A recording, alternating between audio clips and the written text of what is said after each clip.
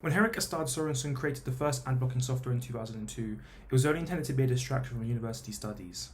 Nevertheless, by 2015, ad blocking had become so controversial that Marco Arment, the creator of social media website Tumblr, would pull his ad blocker from the market 2 days after launch, experiencing a crisis of conscience over the ethical concerns ad blocking presented to publishers.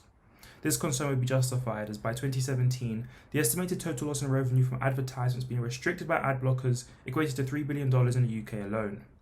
However, whilst ad blocking is a technological revolution in its own right due to its disruptive properties, measuring ad blocking use against economic extraction reveals a relationship between ad blocking and its role in the myth that the internet is a democratic tool. Because since the democratic nature of the internet promises to bring about the end of history, then it must first reflect the will of the demos and not the minority who are overrepresented within it. Technological myths are, as Vincent Mosco describes, intended to be used as examples which showcase the ways that technologies are intended to be viewed. For the internet, its intended view is to be perceived as a democratically efficient space which goes on to be reflected in the physical world, known as a democracy. This perception is reflected in early theoretical predictions around cyberspace, as seen with Peter Ferdinand's framing of a utopian approach to internet use. Quote, "Those who argue along those lines believe that this new technology will open up the processes of administration to outside observers much more efficiently than before. In so doing, administration will become more transparent and more amenable to democratic pressures. This will lead to a virtuous circle of increasing transparency, leading to greater efficiency and then to greater democracy." Such a position builds on the myth by arguing that as long as cyberspace represents the will of the users, then cyberspace must be a public good. And since cyberspace continues to reflect the will of its users, it is a democratic space. This form of deductive reasoning helps to build mysticism around cyberspace, as it implies that the motivations of an individual cannot be leveraged against the masses. Additionally, since overrepresentation should not happen, a degree of self-correction within the system is implied to exist also.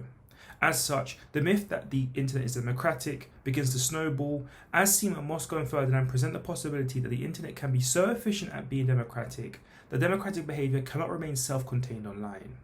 This then serves as evidence of its persuasive nature, reverberating back into the physical world, destabilizing cult of personalities around celebrities, authoritarian dictatorships, and for the focus of this essay, economic benefactors.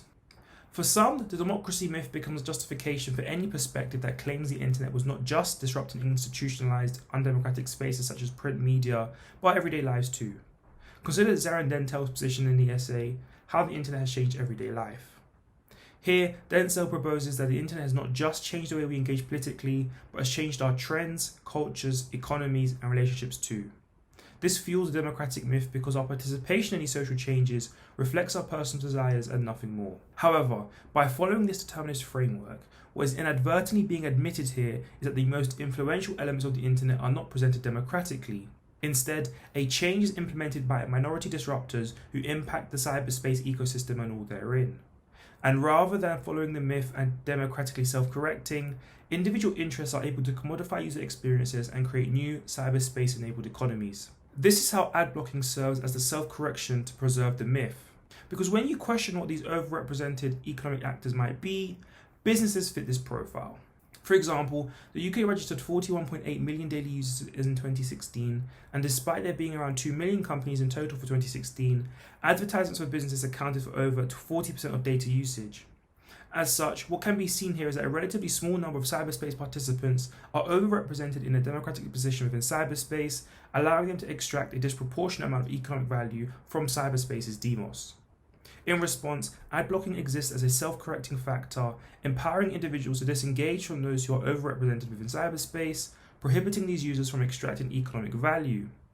So whilst these economic observations see a $3 billion loss in potential revenue, the democratic internet myth is preserved because ad blocking serves as the will of the individual users proportionally, directly, and against the overrepresented position of businesses. Alas, Mosco's end of history myth begins to turn into a fulfilled prophecy. Because since users are able to engage in a style of direct democracy, where their participation and engagement has consequences for overrepresented minorities, individual users help to shape the space as a whole. As such, this leads to cyberspace self-correcting in a democratic way without the need for periodic elections.